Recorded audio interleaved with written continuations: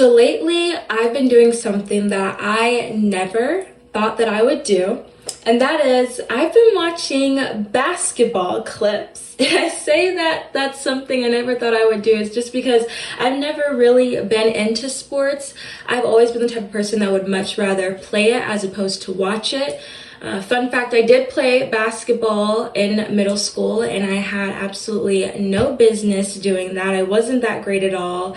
My team made the championships, but my teammates definitely carried that. But I've always been someone that much would rather play the sport. Volleyball was my jam. Shout out to my dad for introducing me to that. Super enjoyed that sport, but I've never really been into watching it until recently. And I started watching basketball videos because I was up late one night going down the YouTube loophole where you're just watching shorts and videos over and over again till like hours have passed by and you're like, what? But I was watching interviews with Kobe Bryant and I found myself being super inspired by his work ethic. I think anyone that is a huge basketball fan can definitely understand why I was so motivated by his work ethic. I mean, I don't know if the guy ever even got any sleep. He was so passionate about what he did. And that was really inspiring to me to see someone love what they do so much that they were willing to put in the hours and put in the work to be the best of the best. But my focus is not on Kobe Bryant today.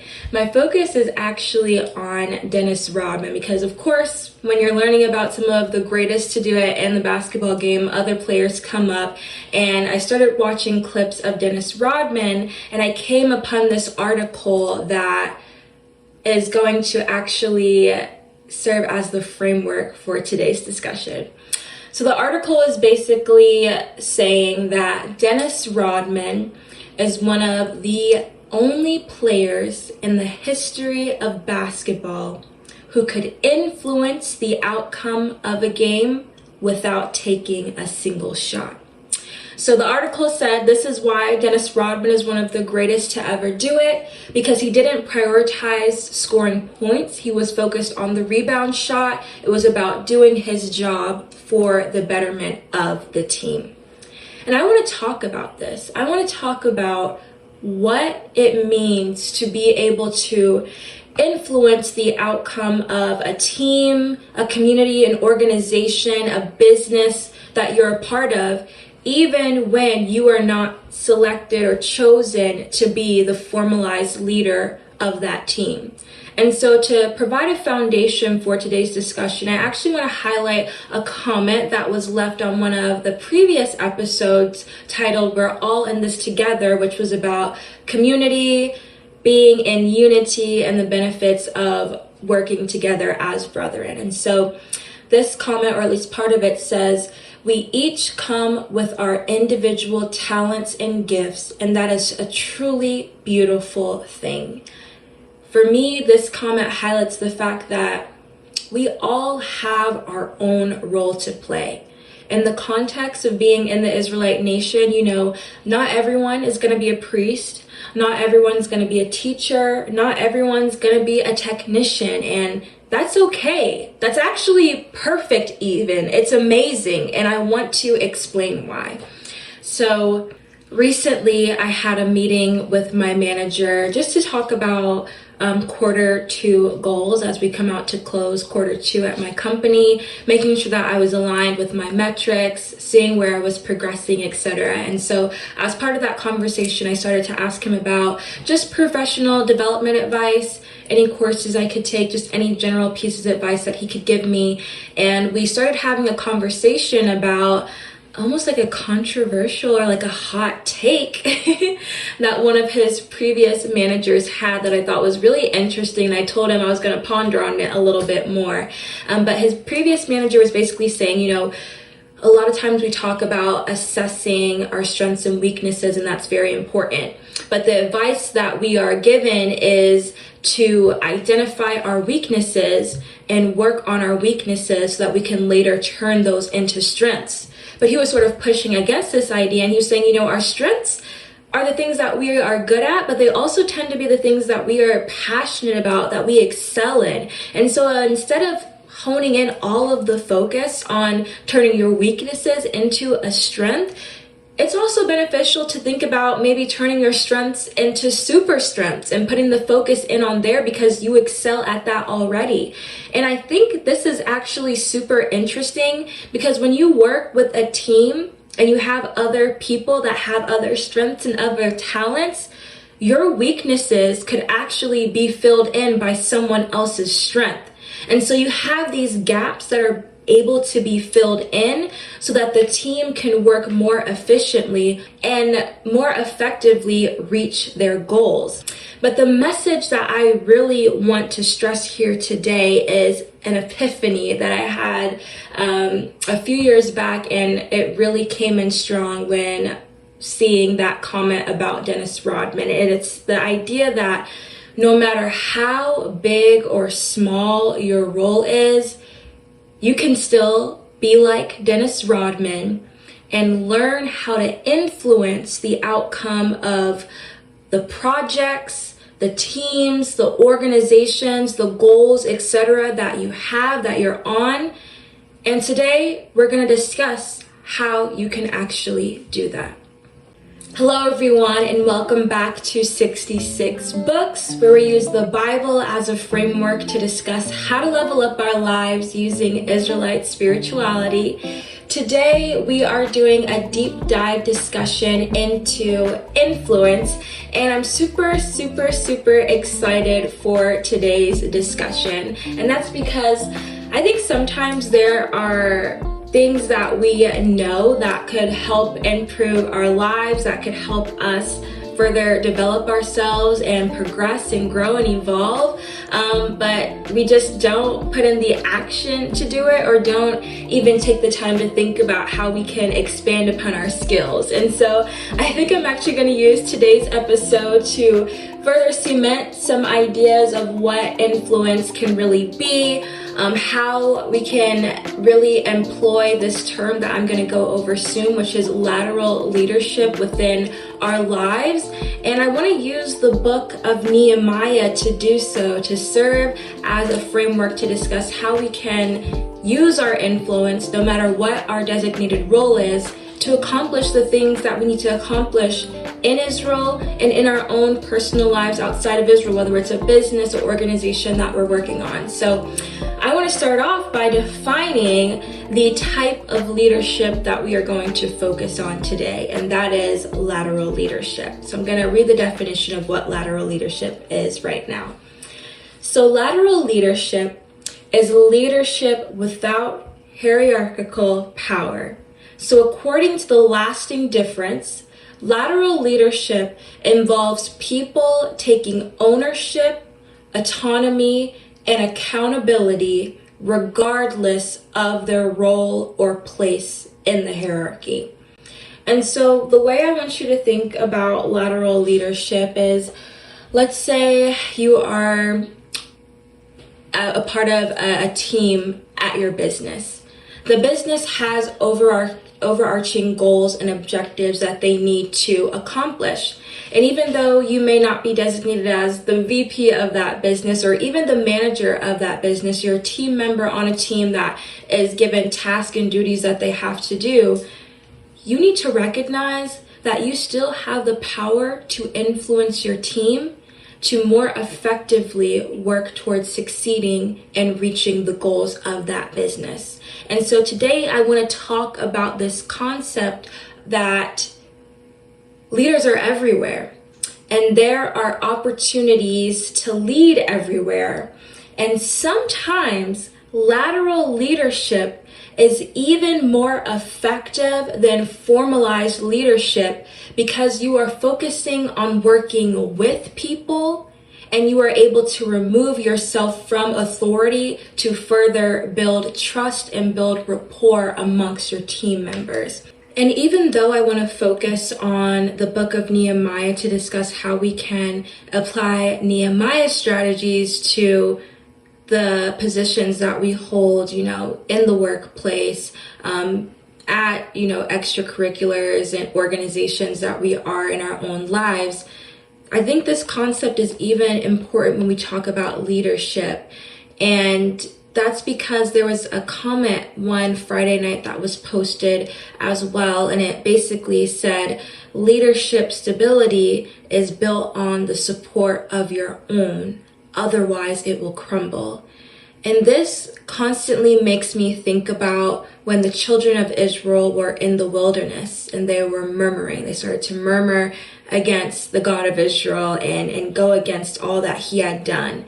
And the way that I like to think about, using your influence for the greater good is maybe, someone who was there while the children of Israel were murmuring could have been like, shh, no, like, don't you know what the God of Israel has done for us? Like, no, like, we can't do this. Like, imagine if there was someone respected among you, a peer, and they're able to sort of push back against that mob mentality that is shifting towards negativity, that is not aligned with the goal of serving the God of Israel. Just how impactful that is and how much that can support the leaders of the nation. And so thinking about it in the context of Israel, this can also be applied in real life. And I want to talk about how you can be influential no matter what role you're in. And so we're going to go ahead and do a deep dive into the scriptures by turning to Nehemiah.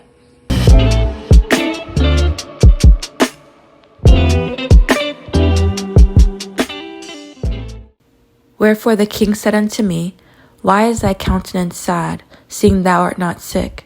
This is nothing else but sorrow of heart. Then I was very sore afraid, and said unto the king, Let the king live forever. Why should not my countenance be sad, when the city, the place of my father's sepulchres, lieth waste, and the gates thereof are consumed with fire? Then the king said unto me, For what dost thou make request? So I prayed to the God of heaven. And I said unto the king, If it please the king, and if thy servant have found favor in thy sight, that thou wouldest send me unto Judah, unto the city of my father's sepulchres, that I may build it.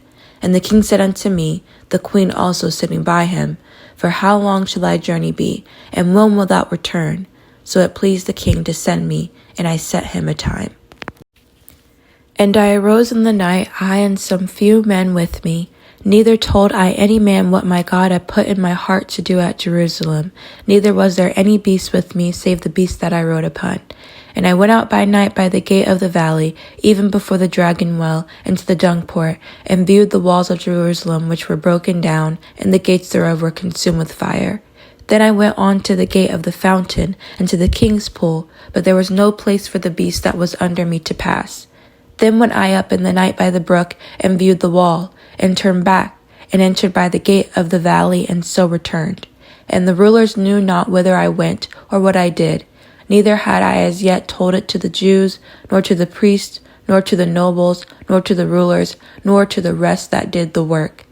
Then said I unto them, Ye see the distress that we are in, how Jerusalem lieth waste, and the gates thereof are burned with fire. Come and let us build up the wall of Jerusalem, that we be no more reproach. Then I told them of the hand of my God, which was good upon me, as also the king's words that he had spoken unto me.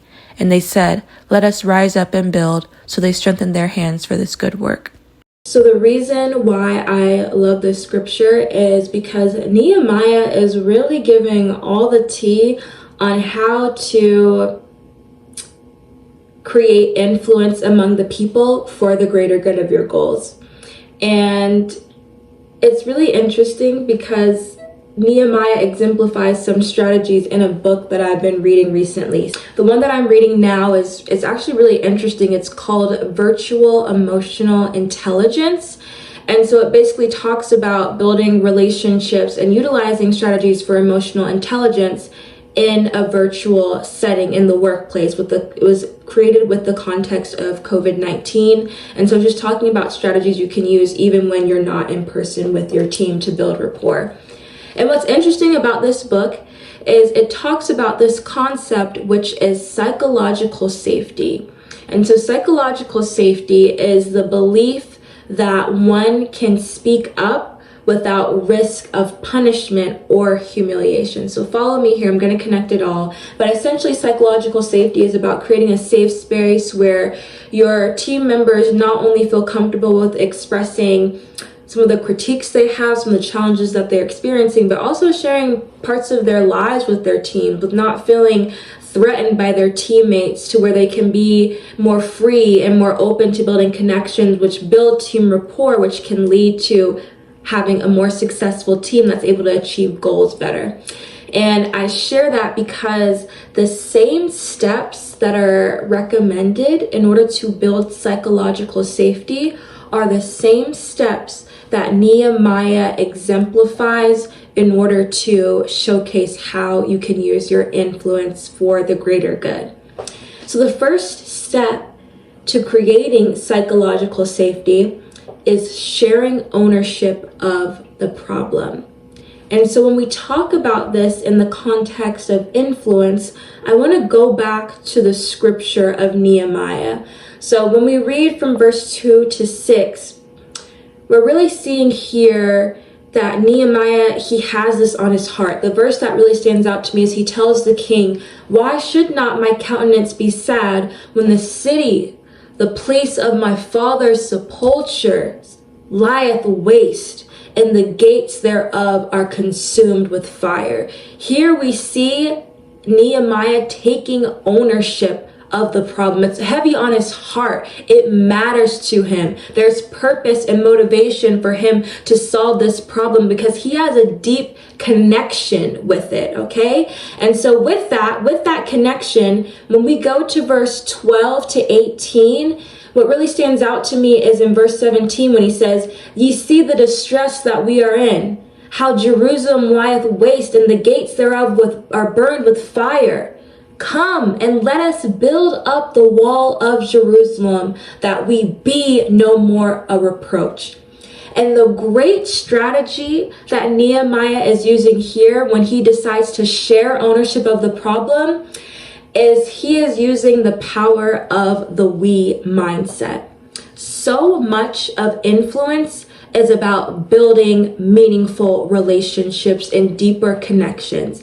I almost love influence in that standpoint because I think a lot of times in the world, influences is looked as like manipulation or it's all about you, but effective influence is taking the shift and focus off of your own needs and focusing on others and what their needs are and seeing how it can align for a greater objective and goal. And so using that phrase of we, like Nehemiah says, like, look around, like I know y'all see this. I know y'all see the state of Jerusalem. I've talked about this with the king. I have God of Israel's guidance. Like, let's work together and figure out how we can solve and build this up. And here we see Nehemiah using a really powerful strategy, which is leveling physically and emotionally with the people that he is trying to influence. When I was an RA and we would go through a training before our residents would come on, so I was a resident advisor for first years, we would have training. And some of that training involved learning how to deal with just different case scenarios that come up where people need support. They might have a panic attack. They might be having, a breakdown about school, about life, etc., and how to allow them to calm down and the steps to take to guide them through that process. And one of the things that we would go over, we would have these case scenarios where like the senior RAs would act as the actors and we would go in and kind of like role play with them as we would talk about the power of leveling. When someone is, having a panic attack or they're super worried, not talking, like one physical thing that they would teach us to do or we learned is, you don't want to stand over someone. You want to like sit down so that you're on the same level so that they feel that connection with you.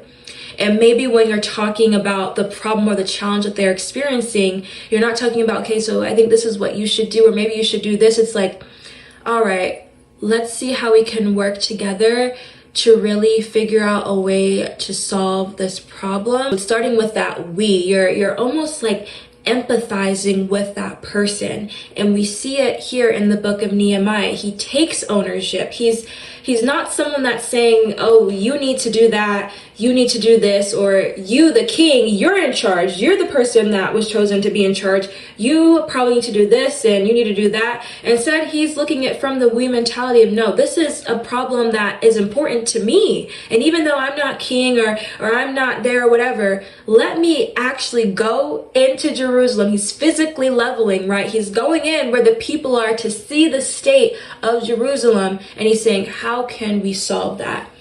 And I think this really points to the importance of empathy. I feel like empathy resonates so much stronger than sympathy because you have the ability to really feel what your peer is going through as to feeling sorry from like an outsider perspective.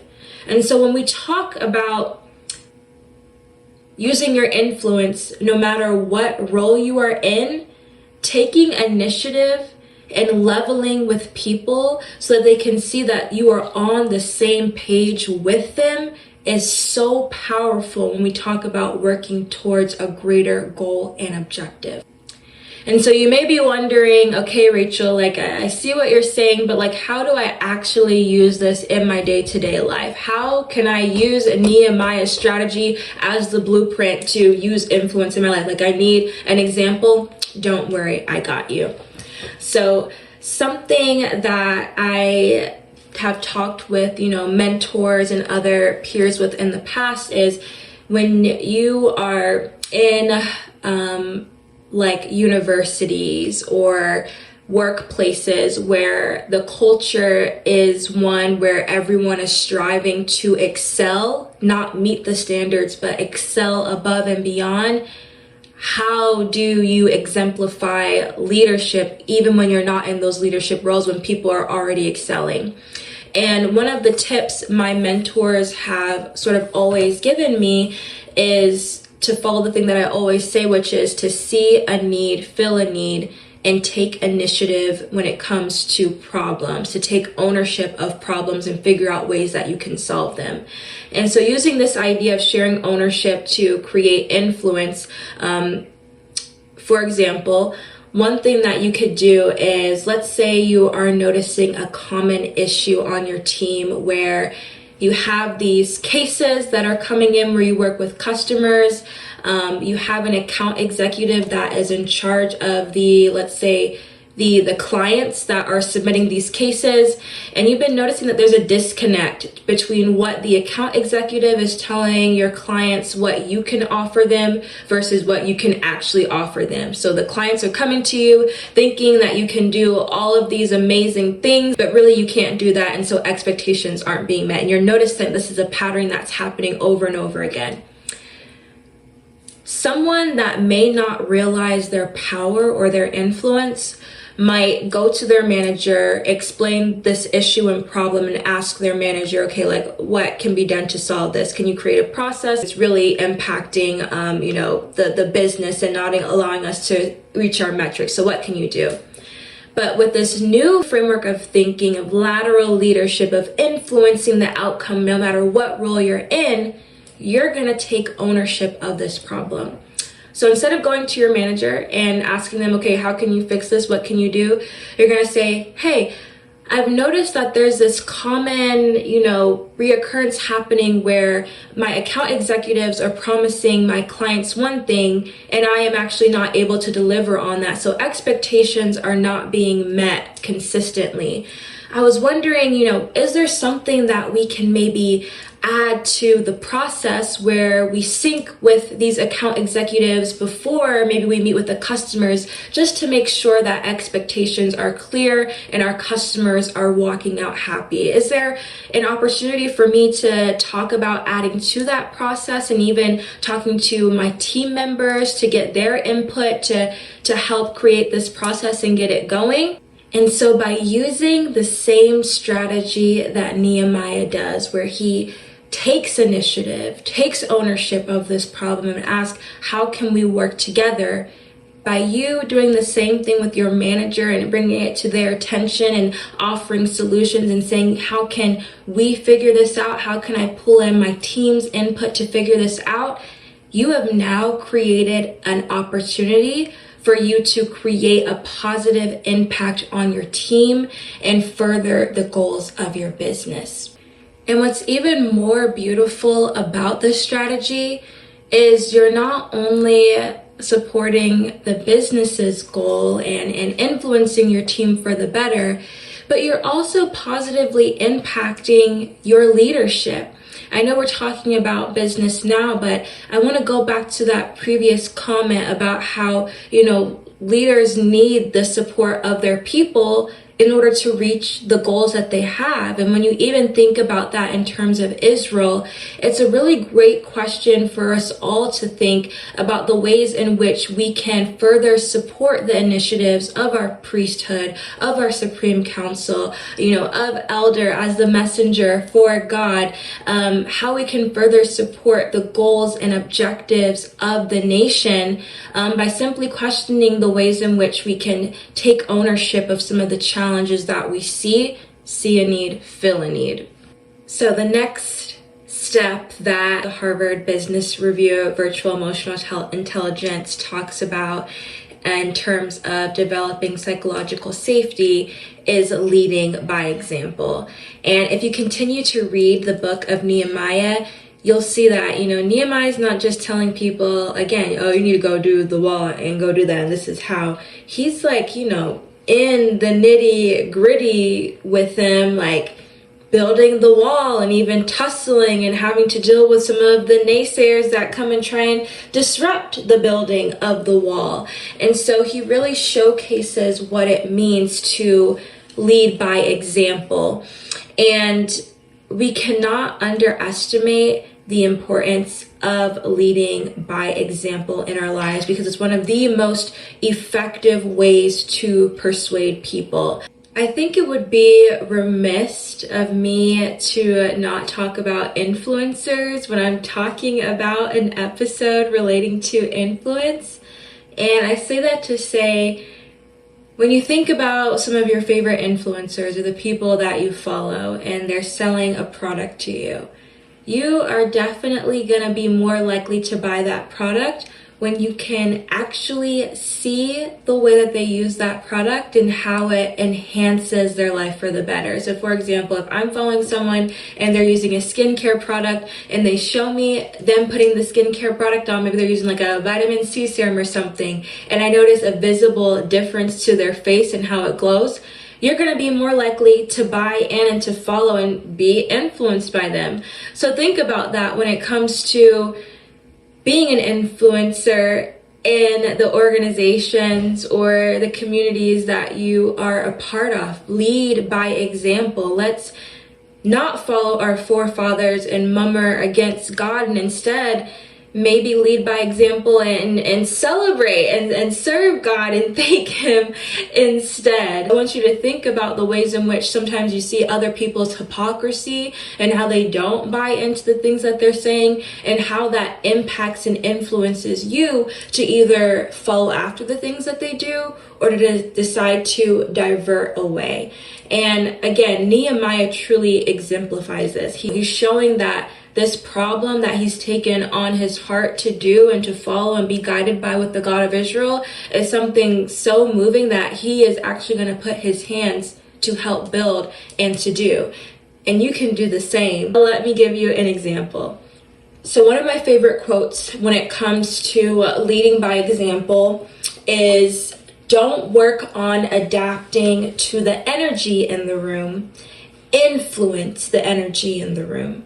So it's all about when you step into the room, what can you do to influence the energy so that it's conducive to whatever you're coming into that room to do. So one example I like to do in the workplace is let's say you're on a team, or even let's say you're on a student government association and you're a student, and your team meetings are so boring. Like, you come in, the lead of the team basically just talks about the goals that you're working towards, ask everyone to do an update, and you leave. Like, no one talks, no one's connecting, you're almost falling asleep at the team meetings. Like, it's such a bore. Using that mindset of being a role model, thinking about how you can influence the room for the greater good of your team's mission. Maybe next time when the leader starts off the meeting by saying, okay, how was everyone's weekend? Instead of everyone answering fine and you answering fine and getting into the boringness of the meeting, you could change the energy by saying, oh my gosh, Jim, let's say that's the manager, the team lead's name. My weekend was so good. I actually started watching this podcast episode, and it was so good. It was this podcast called, Diary of a CEO. And now I'm on this podcast, down, rabbit hole. And, if it's okay with you, Jim, I was just curious, does anyone have any podcast recs before we get into today's meeting? And by doing this, you are now opening up an opportunity for your teammates to connect with you, to build a relationship, to talk about some of the things that they enjoy at the start of the meeting, and it further builds rapport and makes the meetings more interesting. It brings this new and exciting energy, and you're able to do that, but also realizing the power that you have in your role as just being on the team to influence the energy so that you guys are stronger, more connected, more excited to be there, and therefore the work that you do in that team meeting is going to be more effective and impactful. And I do want to share, sometimes the strategies that you use aren't going to work on the first time. It's going to be about trial and error. Nothing is going to work so perfectly on the first try, but it's about shifting your mindset, being respectful of your leader and their position, but also realizing that you can offer support to your leader's initiative by, again, seeing a need and filling it. And this idea of trial and error is actually going to lead me into my next point, which is to identify your strengths and your weaknesses. Sometimes the methods that we may use to go about exercising our influence may not work because we're just not strong in the strategies or ways that we try to employ our influence. And we need to be aware of that. Self-reflection is so important in our day-to-day lives, and especially the Israelite life as well. And for those of you that may be struggling to figure out what your strengths are, I have 2 strategies that you can use to figure that out. So the first one is going to be the VIA character strength test, which is the Values in Action Survey of Character Strengths test. So this test is a less than 10-minute questionnaire that you can actually fill out for free online. And essentially what it does is it measures your character strengths that make up your positive personalities. So what I love about this test in particular is it doesn't focus on tasks related to the workplace. It doesn't say oh, you're good at communication or you're good at presenting skills, so you should use this to advance in your life. But it focuses on your character strengths like spirituality, empathy, judgment, love, compassion, etc., which can be applied to any aspect of your life. So as an example, let's say you take the test. One of the character strengths that could come up for you is judgment. And so what the character strength finder also does is it provides you with some of the benefits of having that character strength is. What you could do is, for example, when there are times of change or transition within your organization, knowing that judgment is one of your strengths, you can push yourself to vocalize maybe the different possibilities and solutions for the problem that your manager is sharing or proposing. If you see something that's going on in the organization that you think isn't the correct route or may be shrouded in bias, knowing that judgment is your strength, is you can very respectfully, tap whoever's in charge and say, hey, I'm noticing that this is the pathway that we're going into, but here are a few other solutions that we could use to still reach the goal. What are your thoughts on this? That is a way that you can use your strengths to impact the outcome of whatever you're working towards. The second strategy that you can use in order to assess your strengths and weaknesses, especially in relation to the outcome that you are working towards, is the SWOT analysis. So SWOT analysis are typically used for like businesses or even like nonprofit organizations, but essentially the SWOT analysis divides, your strengths, your weaknesses, opportunities, and threats. So in the case of doing a SWOT analysis on myself, I may say something like, okay, I know my strengths are that I'm really good with like empathizing with people and leveling with them, building really good relationships that are meaningful. But maybe one of my weaknesses is, I'm a procrastinator. I don't do things on a timely manner. And so when it comes to being an exemplary role model, that is a weakness that could almost discredit some of the influence that I have.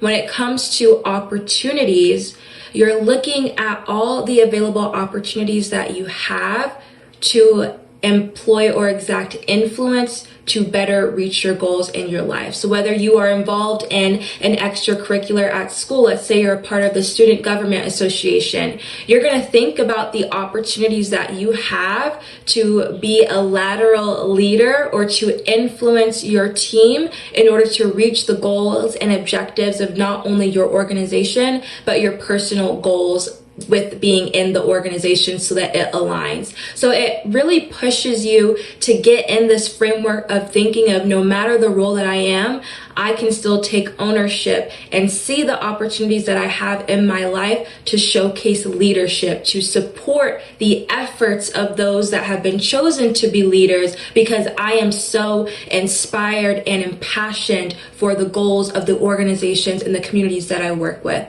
And the final step of SWOT analysis is your threats. So analyzing what obstacles, what challenges exist that can threat the success of the goals and the missions that you are working towards. And I want to use Nehemiah to make sure that you are aware of threats to the progress you are working towards accomplishing your goals.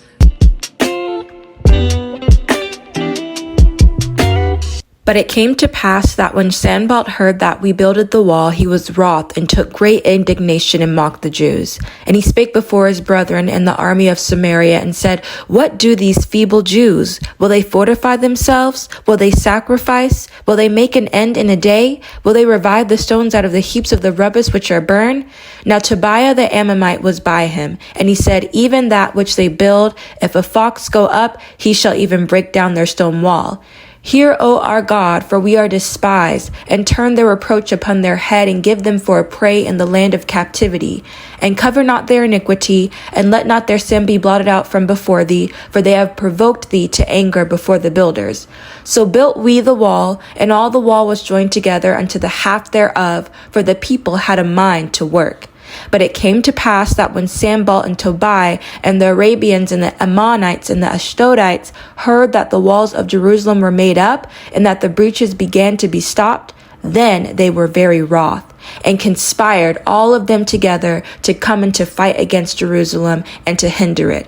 Nevertheless, we made our prayer unto our God, and set a watch against them day and night because of them. So the reason why I highlighted this scripture, and I really implore you to read the rest of the story of Nehemiah, but you see the way in which there was, conspiring to, go against what Nehemiah was trying to do to help build the wall. And later there, are rumors that are set up against Nehemiah. Poverty and famine also hits the land. There's a lot of challenges and threats that come up to his initial inspiration to help build up the wall of Jerusalem. But the reason why I highlighted this scripture in particular is the last portion of this, which reads in verse 9. It says, Nevertheless, we made our prayer unto our God, and set a watch against them day and night because of them. Again, when it comes to influence, you're going to have threats. There are going to be people that don't want to see you build.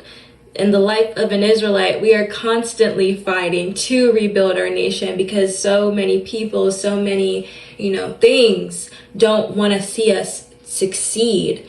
And so it's very important that we continue to use our spirituality, to lean on this word, this book, as a support system to push back against those threats and be consistent in our approach of taking ownership of the problem, leading by example, using our strengths to fight back. Remember that SWOT analysis that I told you to do? In your strengths, also put that you are an Israelite in your strengths. That's a huge strength that you have in your day-to-day life. There was one amazing Saturday message by Joel and Chris where it just talked about, what it means to be a successful Israelite and how with the God of Israel, we can't lose, but we have to put in the work to do it. And it was so inspiring. And, when you're thinking about influence and how we can work to support the missions and goals of these things that we care about and are a part of, it's very important that we recognize our spirituality as a strength, because as we can see here, it provides the tips and tricks to create influence and to showcase leadership no matter what role you're in, so that we can apply it in our day-to-day lives. And so there's one thing that I want to close out on here today, and that is one, I feel like this is very important for me to stress for some of my wild ones out there. I know how my people is sometimes. When it comes to lateral leadership, it is in no way about trying to undermine the authority of those that have been selected to be leaders in your organizations, in your communities. But again, it's about how you can support the leaders that have been selected, how you can support their efforts to reach the goals and the missions that you have set out for you. Being a leader is a hard job. There are so many challenges that even we sometimes don't even know about or see. And so I think, especially as Israelites, when we think about influence within the Israelite nation, we have to think about, some of the challenges that our leaders may go through and ways in which we can alleviate the burden by, leading by example, encouraging each other as brethren to do what is right and to support the efforts of our leader, because ultimately that allows us to be better servants to our God. But with that said, I do want to shout out the leaders of this nation. Again, the stuff that I'm sharing on this platform, 66 books, in no way just comes from me and off the dome in my head. It's because of, the amazing leadership that we have in our branches. It's because of my aunties, my parents, my elders, the Supreme Council, Elder Shadrach, all of their efforts, even from before the time I was born, allows me to even be able to speak and share some of the things that I constantly learn here. But I also just want to thank you all for the support that you have provided throughout this whole experience with 66 books. It's still nerve-wracking sometimes to be on this platform and to do these episodes, but to see your comments is not only very encouraging, but it also inspires me to do my next episodes. As you can see, I've been highlighting some of the comments that we've been receiving through each episode, because it's really allowed me to use it as a baseline to further expand some of the topics that I share on this platform. And so with that said, I do ask that you continue to like, comment, and share these videos, that you subscribe to the channel, that you maybe even be a role model in your own sense and support the efforts of our nation, Israelite Nation Worldwide Ministries, by tuning in to all the amazing programs that we have every Friday night at 7:30 p.m. Eastern. We have Friday Night Message. Every Saturday you can tune in at 2 p.m. Eastern for the Saturday Message. And also be sure to support Phi for the Youth, from the Youth, which comes out every Wednesday at 7 p.m. Eastern, because they have so many cool and engaging things that they're doing on that platform as well. And so definitely be sure to use your own influence and support those endeavors. But I thank you all so much for joining me here today. Feel free to put in the comments what other topics you would like to explore or tips and tricks that you would like me to think about and share. But again, I thank you so much for spending this evening with me. And with that, I bid you peace.